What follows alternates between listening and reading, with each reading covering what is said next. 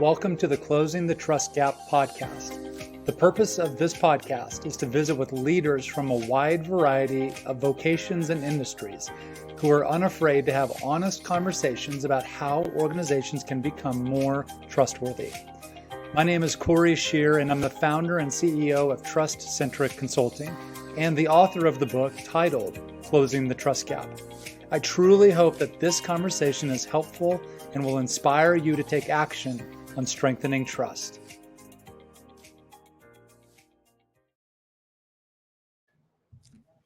Well, welcome back to the Closing the Trust Gap podcast. I am so excited to be with you today with my good friend named Kiona Sinks. And Kiona, even though you and I have only known each other for just a few months, it feels like we've known each other for a lot longer. And I'm grateful for your friendship. I'm grateful for your leadership in the community.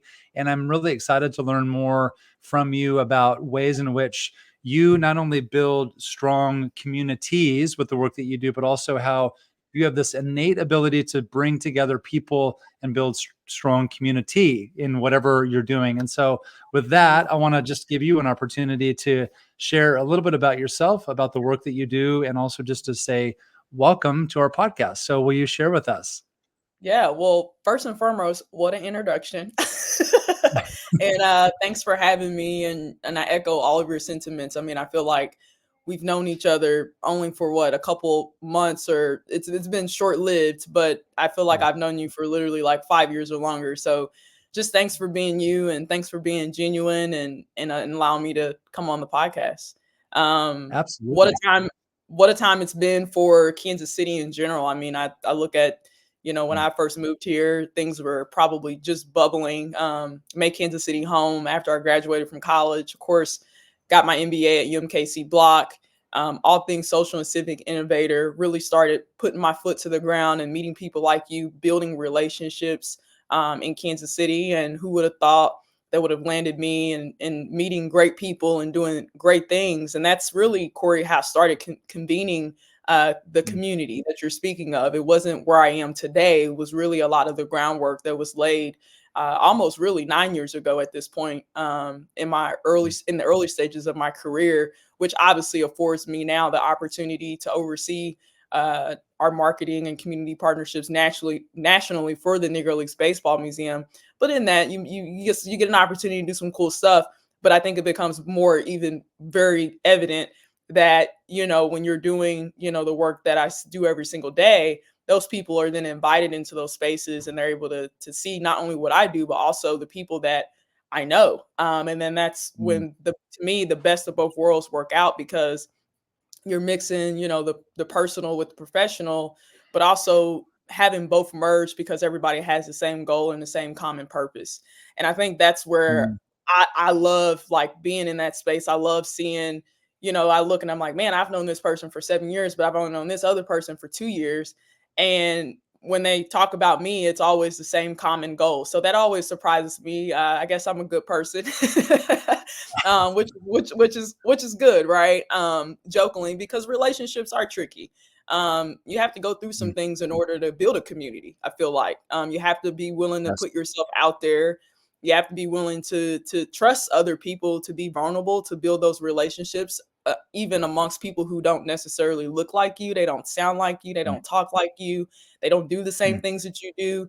That's how we get better. We say all these things all the time, but are we really doing that? And so I really think a lot of the partnerships, I would say partnership and relationship that I've been able to convene has really worked for my good. And obviously I wouldn't be where I am today in my life without key people that has helped me along the way getting there. So been a fabulous ride.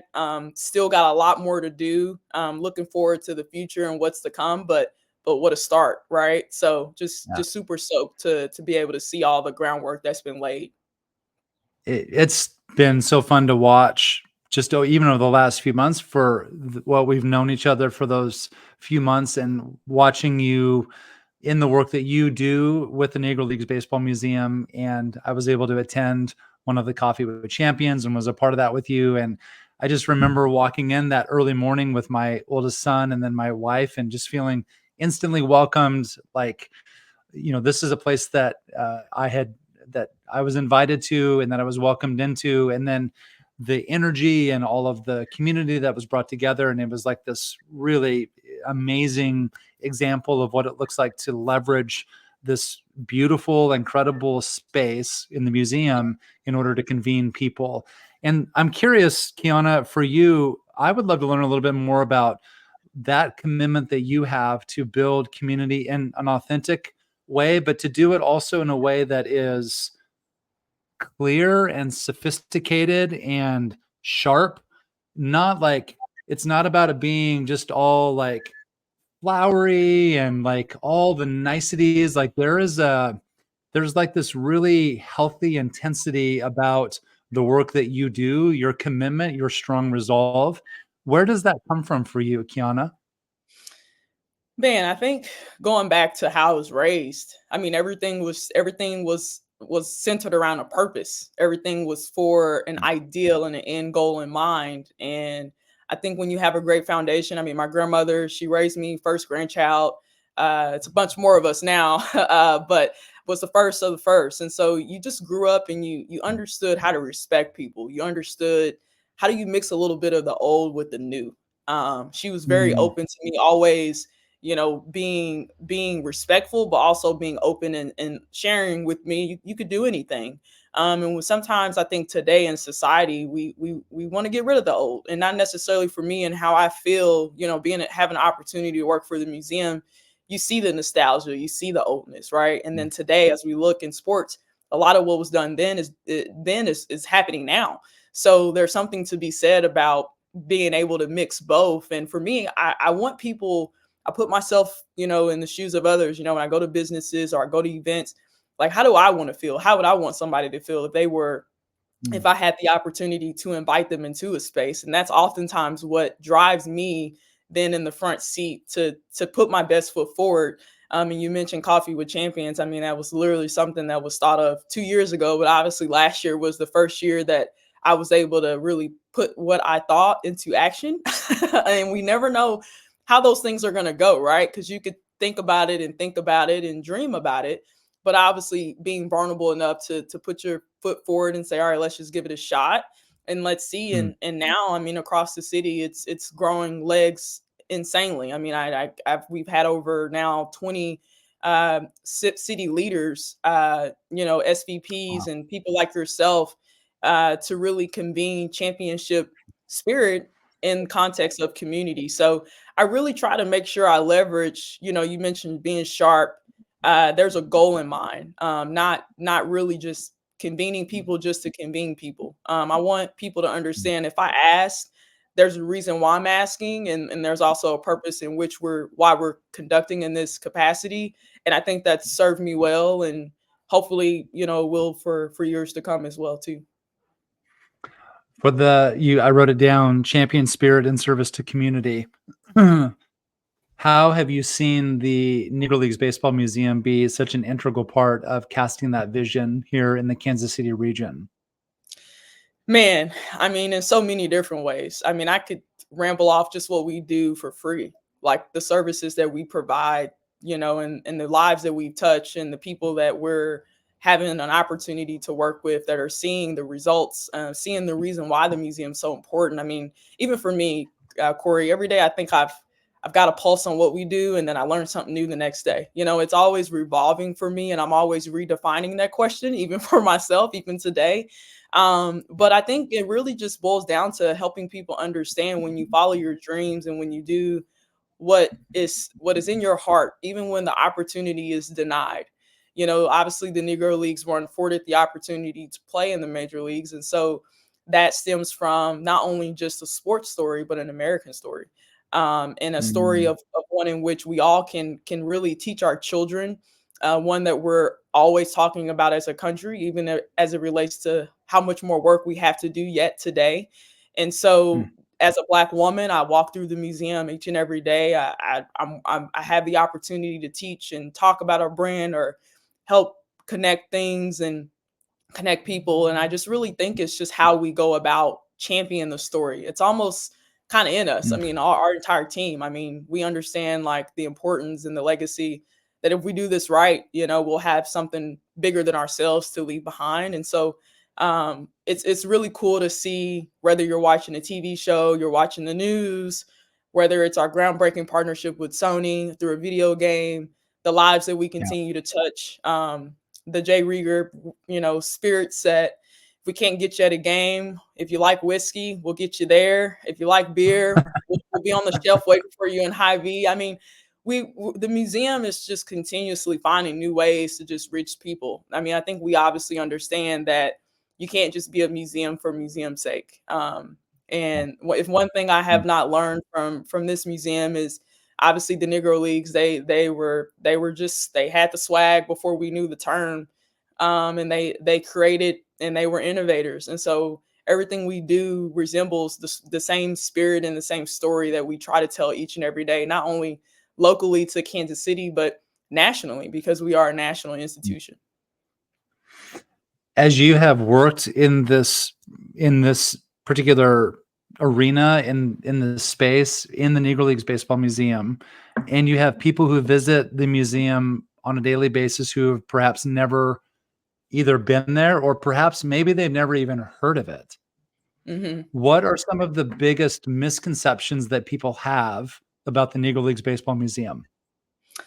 Number one is just that we're a Kansas City museum. And I've told people selfishly, at least during my time here, such an unknown little small hidden gem, that we are a national, institution. We're the world's only national museum dedicated to celebrating and preserving the rich history of African American baseball and its profound impact on America.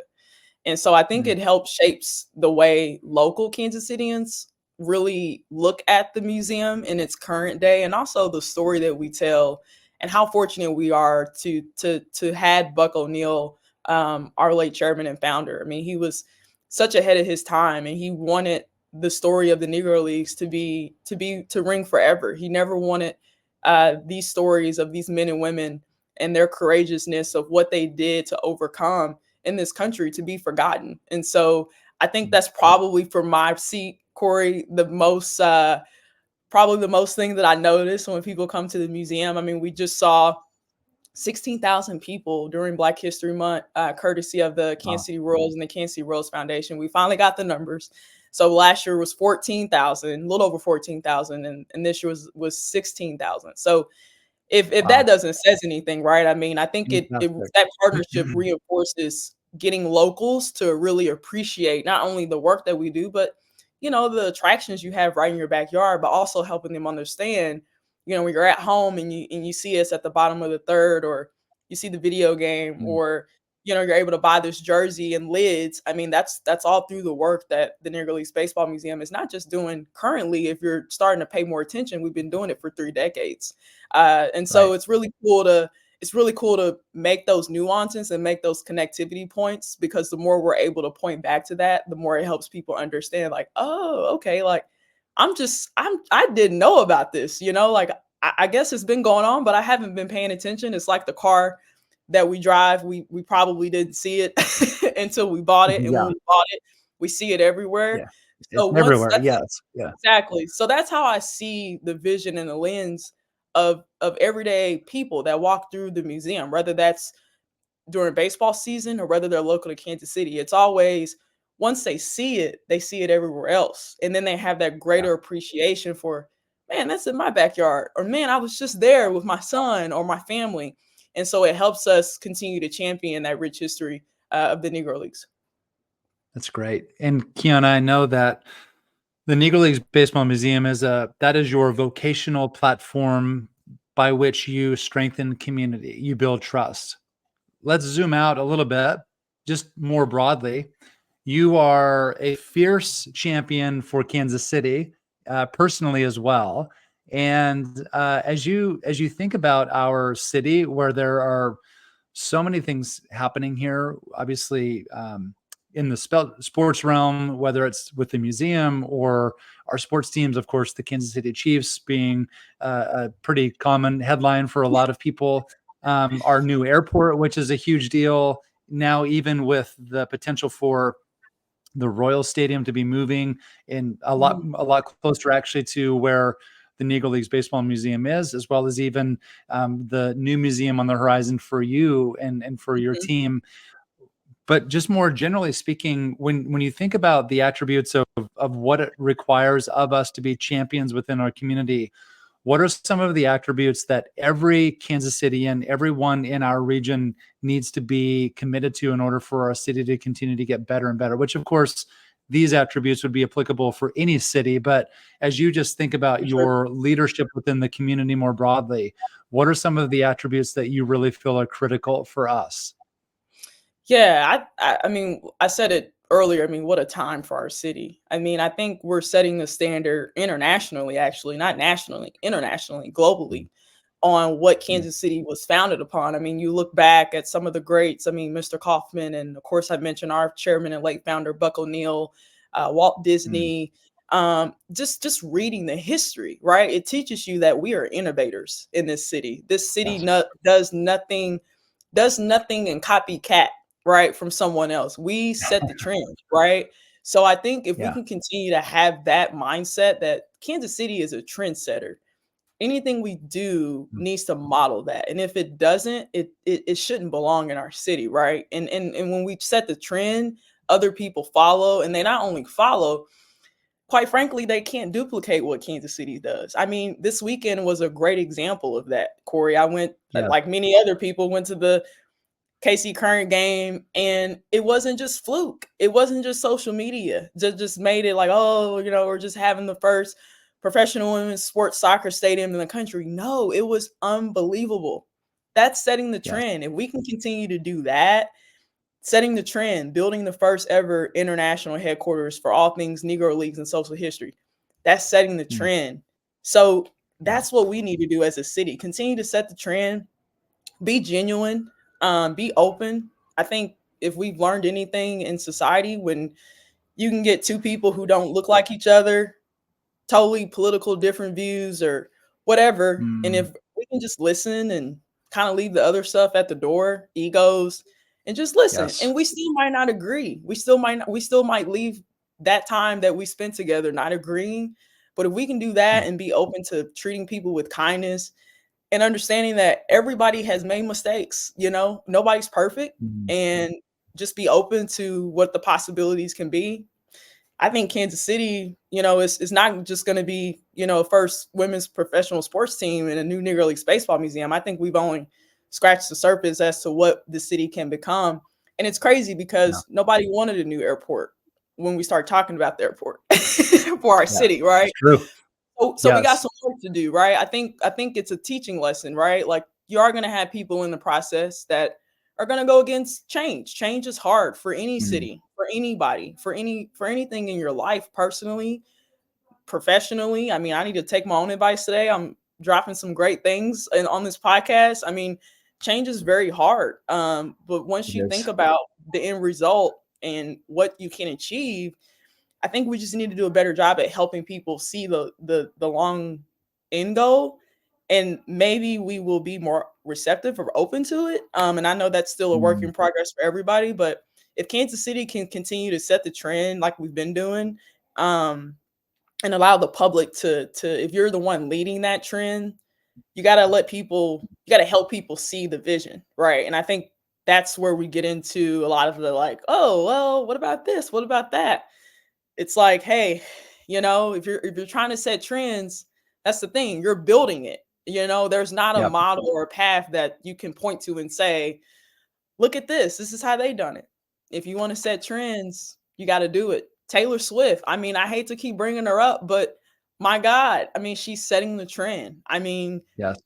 Yeah. whoever's around her in her camp. I mean, it's this. I know she didn't ask for the NFL to necessarily put her on the TV every time that she was attending a Chiefs game, but she set the trend. I mean, she's gotten the NFL a different demographic, and probably in which the whole entire existence they've had a contract with a major TV station. So, I mean, I just think Right. if we're open to change and if we're open to different people and different things happening, like who's to say what are the possibilities, what can be the possibilities. So if Kansas City continues to set the trend, we'll be just fine. Yeah. No, I agree with that. And one of the things I've observed about you is, and certainly in your leadership with the Negro Leagues Baseball Museum, is your willingness to try, even though you may not necessarily know what the end result will fully be.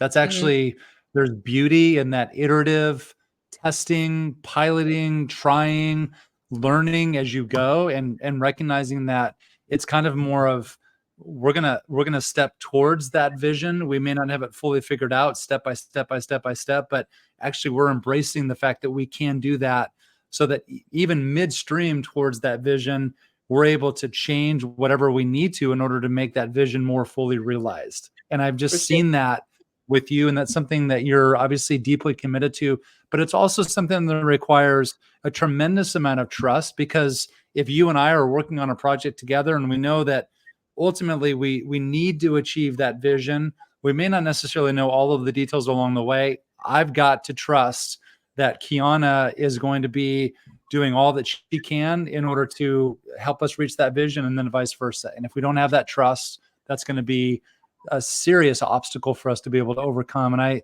that's something that I've just, from the moment I met you, we met first in person at the gathering last fall Mhm. with Guild Collective. And I just Yeah. remember, like, from the moment I met you, I'm like, Kiana is somebody who is unafraid to step forward into the unknown, because you are resolute and clear on your vision and your purpose in order to get there. And so I just want to share that with you and for you as a word of encouragement, and also an Yeah. encouragement to keep doing the incredible work that you're doing, obviously at the museum, but then also in your own individual pursuit as well. So that's evident. And I think that the more you do that, the more we do that collectively, the more we will realize things that are far bigger than anything that we could individually accomplish, which I think is amazing. Yeah. Well, I appreciate your kind words. I mean, I don't take lightly. I mean, I think historically a lot of that, you have the opportunity to tell a story, black stories. And quite frankly, do any of us have it figured out? I mean, going back to what you just mentioned, right? Like, I Mm, don't. And I think the sentiment around that is, and if you don't, what do you have to lose? Right. So people who look yeah. like me did it under like very, very hard and difficult circumstances, when Mm, society wasn't affording them the opportunity to do a lot of the things that I get to do, quite frankly, every day. Maybe I just don't want to do it because that's not, the carve in the life that's for me, right? But it's just done in a different way. So that's really probably most likely, if people see that or they hear that and anything that I do. I mean, I remember not having a whole lot. I mean, I grew up not having a whole lot. And so now I'm mm, being able to put things in place permanently for me to be able to have the life that's been afforded to me, and you work hard and all of those things that we all talk about. We teach our kids. I'm sure you talk to your kids about that mm, too. Like those are mm, just principles that I think we all, no matter if you work for the Negro Leagues Baseball Museum or you work for anyone, quite frankly, what do you have to lose? We all mm, try to act like we have it figured out, but we don't. And I think if we could maybe be more open to saying that, then maybe the fear is not really overwhelming. And I feel like that's kind of how I try to live my day to day. It's like, bring it on, mm, like I've been through mm, worse, I've experienced worse, so me trying to figure out how to bring people together is probably small on the scale in the grand scheme of things and put myself out there. But hey, what do I have to lose? And if I mess up, or if I embarrass myself, or if I'm doing something and I'm strong and wrong, I hopefully I'm looking okay in the process. yes.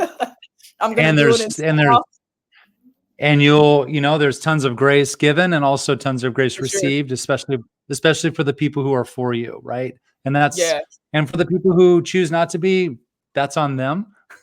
And for we sure. continue to move forward, right? And so Right. I also appreciate what you said, that it isn't always about agreement. That I think there is a bit of a misnomer, the whole Midwest nice. It's like, no, we want to be kind versus nice. We're okay to be nice when nice is warranted, but sometimes being kind doesn't always feel like nice. So it's like we have work to do. There's lots to be done. There are lots of things that are Mhm. required of us. We've got to continue to be strong in our leadership and be bold in that.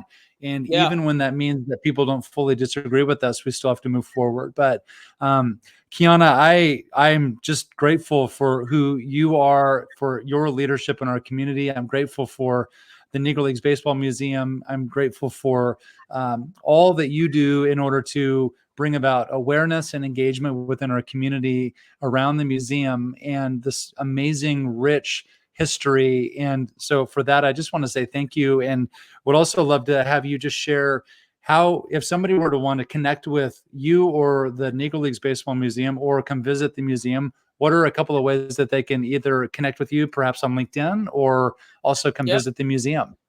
Yeah, well, I'm on LinkedIn, just Kiona Sinks. And then the museum, of course, for people who might not be local to Kansas City who might see this, we have two digital virtual exhibitions on our website, nlbm.com. So if you want to experience, the history, we make those not only for people who are local to Kansas City that can physically come to the museum, but it's two virtual exhibitions that are online as well.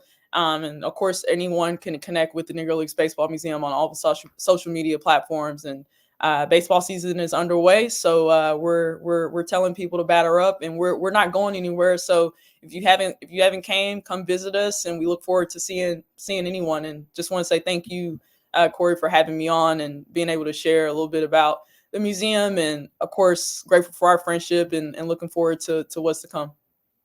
Absolutely. Thank you all so much for joining our podcast today. Kiona, thank you for being a guest, and super grateful for who you are and all the work that you do. So thanks again for joining our show today.